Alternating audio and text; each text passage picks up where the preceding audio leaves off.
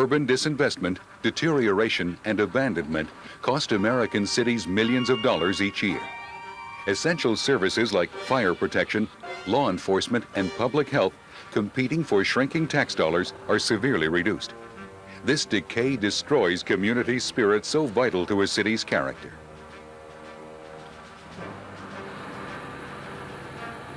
Earlier in this century, textile mills in Lawrence, Massachusetts, an old industrial community 26 miles north of Boston, employed wave upon wave of immigrants, riding high on the sea of rapid industrialization. But the gradual loss of manufacturing jobs in recent years drove away middle-class workers and their families. New immigrants, though, continue to fill the homes vacated by longtime residents. Only the continuing growth in low-income neighborhoods has kept Lawrence from losing population. With owners abandoning their properties, declining city revenues forced cutbacks that reduced firefighting personnel by 50% in 10 years.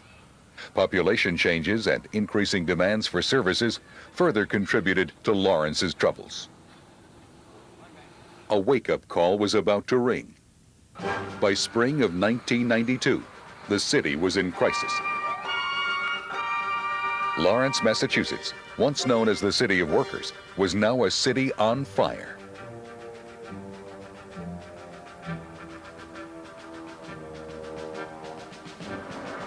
The long-term loss of jobs, more people on public assistance, an increase in drug-related crimes, and changes in housing patterns resulted in hundreds of vacant, abandoned structures. These vacant structures became magnets for drug dealers, vandals, the homeless, and fires. We were at a point where we're having spectacular fires, fully involved, three-story wood frame buildings on arrival, where basically all we could do was protect the exposures. And we had faced a lot of cuts as far as manpower, and we had also started cutting back on our arson investigations at this time. People around here were generally scared, especially among the Hispanic community. They didn't know who was going to be next. With so many fires, suppression forces were strained. Investigations were difficult to complete. Regardless of efforts by authorities, traditional arson solutions were ineffective against overwhelming social, political, and legal problems. What was needed was a fundamental change in the concept of arson reduction. Law enforcement by itself was not going to solve this problem, was not going to stop the fires. We had to jointly reduce the number of targets, increase the visibility of law enforcement on streets that were not used to it, and also begin catching large numbers of arsonists. The traditional role for an arson task force is to develop strategies and implement programs using available resources within the community. Many communities have used the task force model successfully in the last 15 years. But in Lawrence, officials were faced with inadequate resources, a lack of direction, and an escalating fire problem. You'd go to a good working fire, and while that was going on, you'd have another response to a 2-alarm fire, and another response to a 3-alarm fire. It wasn't unusual for us to have 3 multiple alarm fires going on in the city at the same time. Some nights you would have 2 going at once. You might have 3 in a night, and then you might go a couple of nights or a week without having a spectacular fire. But it averaged out so that you couldn't relax. And you never caught up between fire prevention and the fires. In fact, not only did you never get caught up, in many cases you couldn't get started. Authorities needed to bring order quickly to the chaos of a community in crisis. In doing so, state and local authorities learned 5 valuable lessons in arson task force management. Organizing an arson task force must be the first priority. Giving the task force an identity, making it a recognizable entity, is critical to success. But it seemed that the only place to house the new task force was in the cellar of the main fire station. The place was filthy, damp, because no one had been in it for some time. There was no equipment. There was 1 phone. The Xerox was broken. There was no evidence rooms. Nothing was set up to house an arson task force. But even with the space at the fire department, there was no budget for needed office equipment. We did provide some just basic materials to the task force, things like typewriters and things of that nature that weren't there. We get a fax machine donated. We get typewriters donated. We get some phones put in. We went to the fire chief and told him we needed, another couple more phones.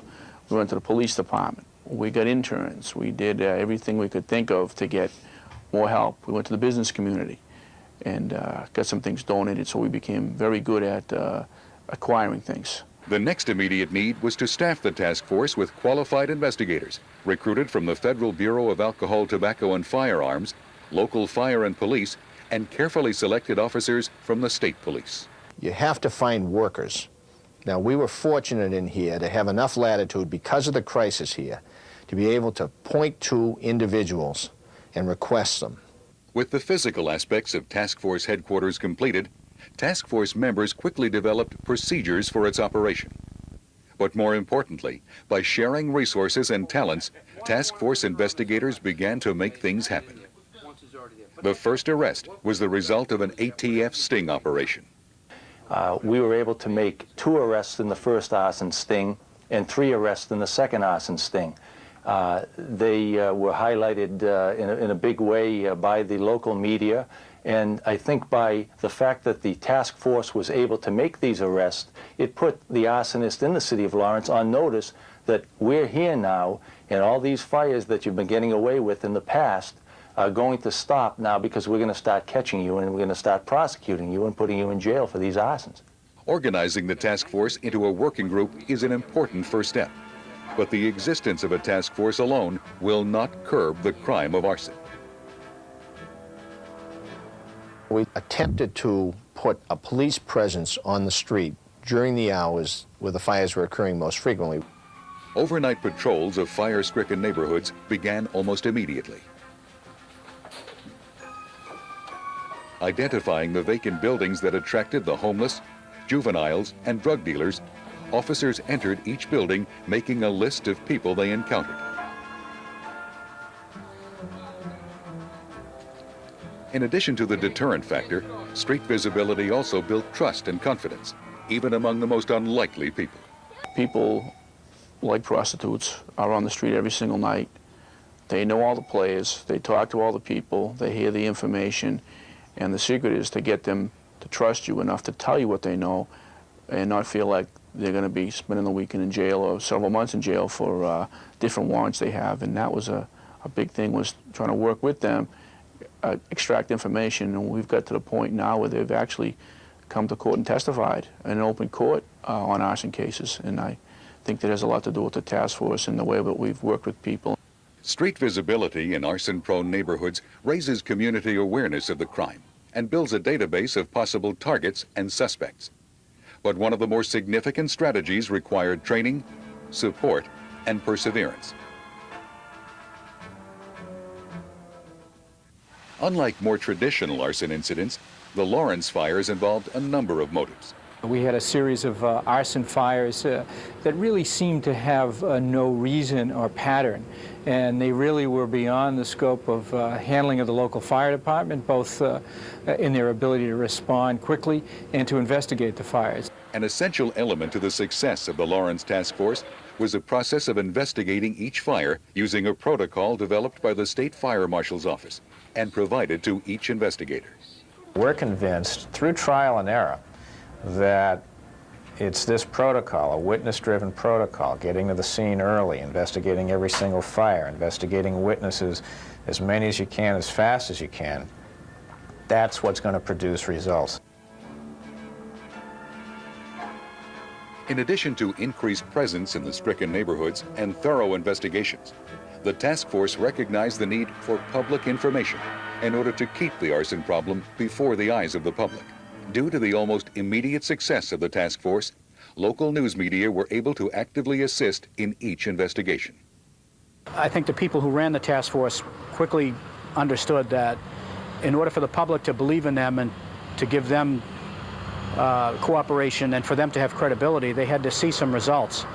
And one of the quickest ways for them to see these results was for them to invite us along, give us the stories that we normally would have covered anyway, and to read them in the paper, and which is what happened.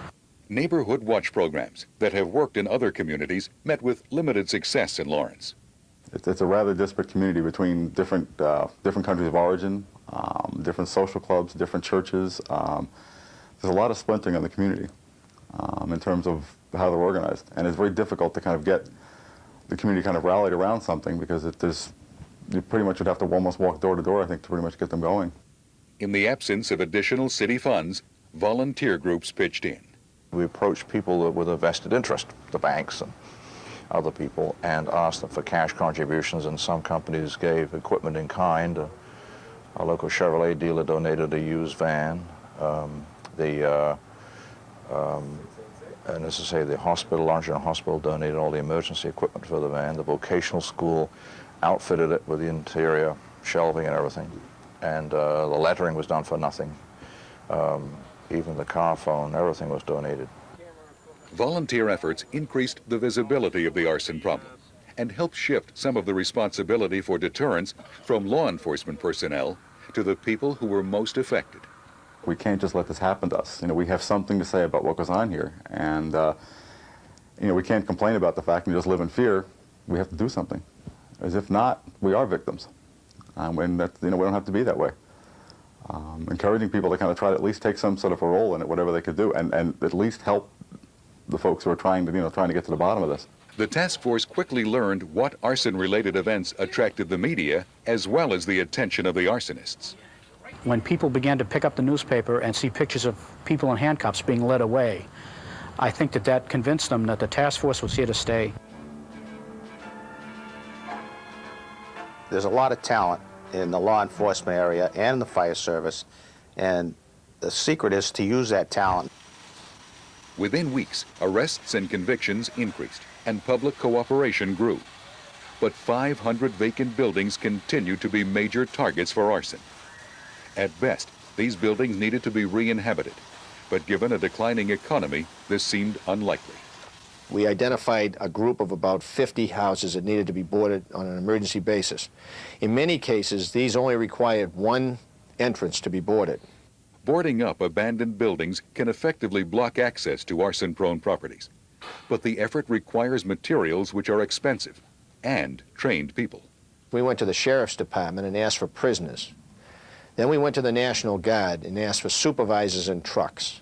They started to take buildings that we identified, the Arson Task Force, through our night searches as being the most at risk.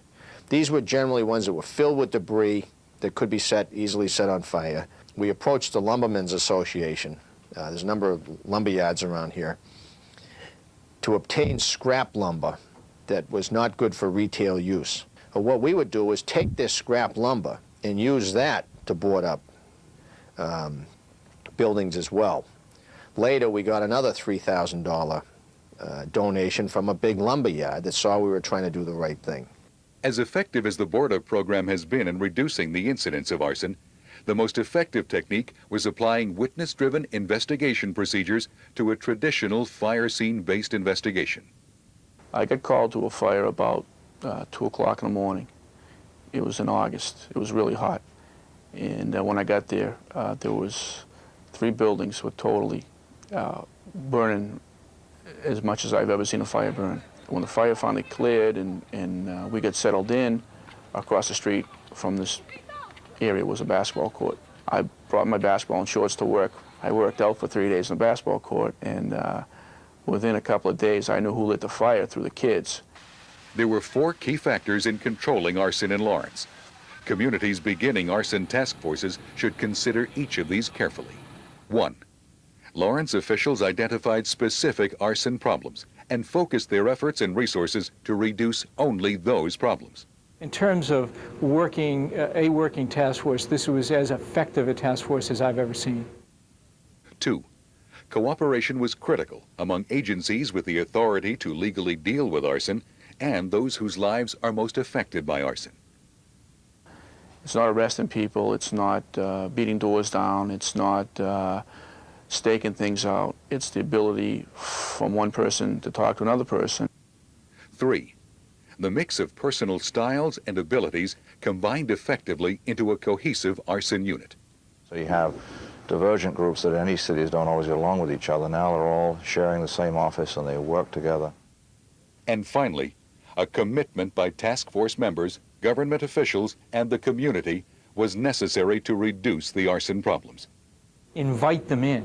All of them will bring something to the investigation, will bring something to solve the problem. Arson affects the entire community. When a structure burns, jobs burn, resources are destroyed, and lives lost. Arson is not an isolated crime. It is a crime against society, and all of society pays. There are no simple answers. Yeah, but it's not the problem, it's a symptom. It's a part of a much, much larger problem that, commenced, several years ago. If an effective solution is to be found, attitudes must change. Proper training for fire and police must be given. Investigation tools must be made available. And the public must be made aware of the price it pays for unabated arson. Arson is a crime that crosses organizational boundaries. Its control then lies in a broad-based, innovative, and flexible approach. If it happened in Lawrence, it can happen anywhere.